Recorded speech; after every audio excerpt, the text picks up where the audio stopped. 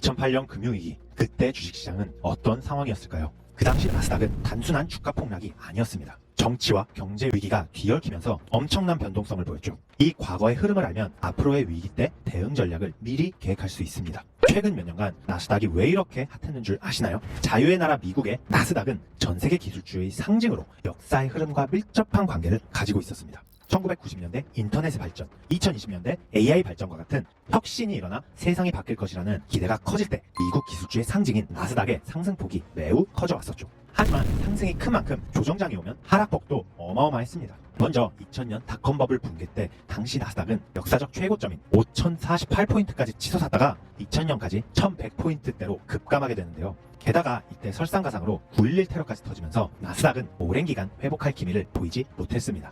이라크 전쟁 특수를 노리자 군수물자를 생산하면 GDP가 올라갈 거고 금리를 내려서 주식시장을 다시 업시키는 거야. 그런데 진짜 문제는 주식이 아닌 부동산 시장에서 터졌습니다. 저금리니 대출 땡겨 부동산 사자. 라는 유행이 번졌고 빚 갚을 능력도 없는 저소득층의 대출이 폭발적으로 늘어났습니다. 그 하이라이트가 바로 2008년 9월 리만 브라더스의 파산이었는데요. 이를 기점으로 나스닥은 10월까지 다시 1500포인트까지 추락했는데 당시 애플 주가가 180달러에서 90달러로 반토막 났으니 나스닥의 붕괴는 당시엔 단순한 금융위기가 아니라 기술 혁신의 중심이 무너지는 위기로 받아들여졌죠. 이 위기를 헤쳐간 주체가 바로 2008년 당선된 오바마와 연준이장 버냉키였습니다. 카카, 시장에 돈을 공급하지 않으면 더 큰 문제가 생길 겁니다. 금리를 제로에 가깝게 내려야 합니다. 그래, 모든 수단을 동원해서 이 위기를 극복하자. 이후 오바마 행정부는 벤 버냉키와 함께 시중의 모든 악성 채권을 사들이고 달러를 마구 찍어대며 대대적으로 경제를 살리려 했습니다. 그 결과 시장의 공포가 어느 정도 해소되어 2009년 말 나스닥은 다시 2000포인트를 넘기기 시작했고 애플과 같은 혁신 기업들 중심으로 나스닥 시장이 재편되어 다시금 미국은 성장의 발판을 마련하게 됐죠.